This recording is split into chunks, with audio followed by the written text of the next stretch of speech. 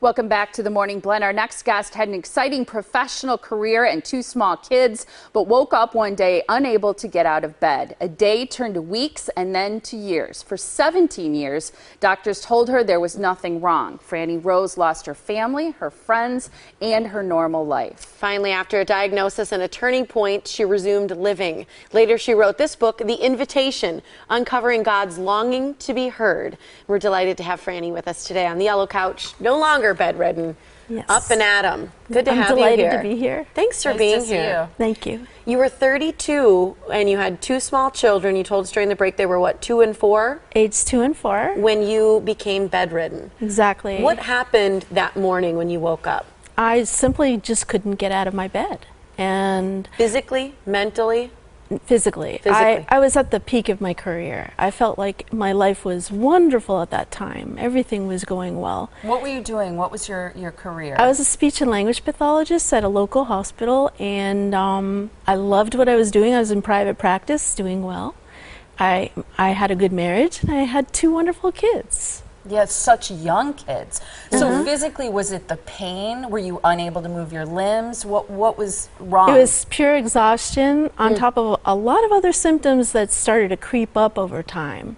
It must have been frustrating for doctors to say there was nothing wrong with you or they couldn't figure it out. Exactly, it was. And in fact, after a few years, the doctors looked at me and basically said, you know, Frannie, this must be in your head. And I said to them simply, okay, if it is, then send me to the place where I can get well, because I wanted to get well. Did people think maybe you had depression or something like that? Yes, they thought it was depression because in a 10-minute doctor visit, you can't really figure out something that's much more complicated than that. And blood work, did that come back normal? Most of the time it did. There were occasions when it didn't, and led us off to diagnoses that were very scary, only to find out that they weren't the diagnosis. What were you eventually diagnosed with? A rare disease called systemic mastocytosis. And that's a disease of too many mast cells. And so I have too many of these cells, and when they release chemicals, they make me very sick. They make me feel drug-like. They cause stomach problems, they cause cognitive problems, and so forth.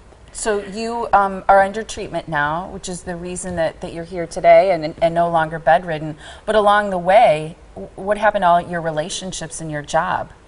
Well, I had to let go of my job because I couldn't do it. I wasn't able to really think very carefully. My relationship with my husband continued to be strong, and he stayed with me through the illness. But my extended family and my friends fell away. And one of the friends that did fall away, I asked her, why did you do that?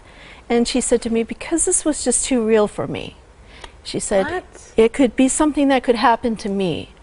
And she said, I just couldn't stand by and watch that.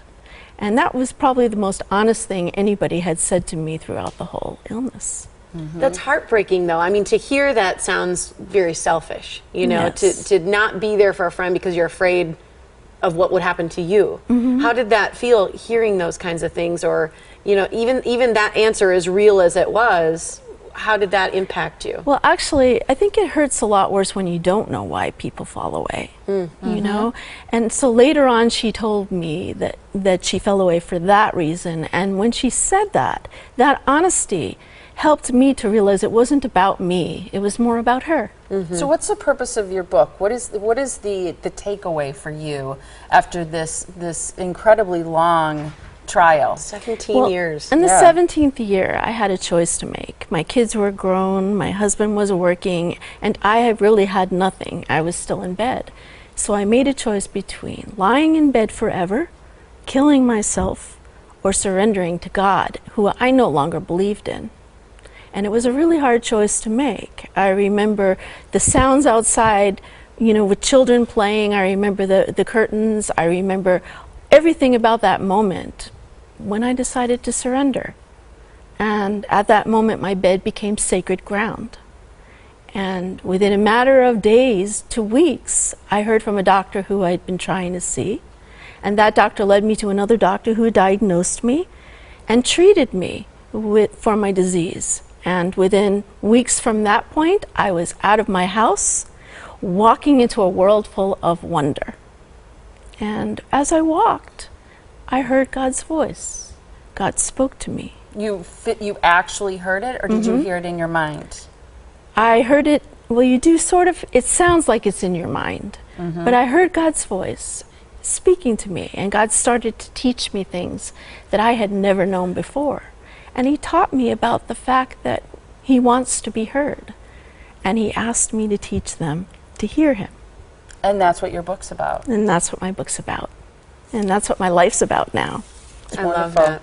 People can get a copy of your book, read your incredible story at FrannieRose.com. Again, it's called The Invitation, Uncovering God's Longing to be Heard. Thanks so much for being here today. Thank you for having me. Thanks for sharing your story. Yeah, Thank you. Thank you. All right.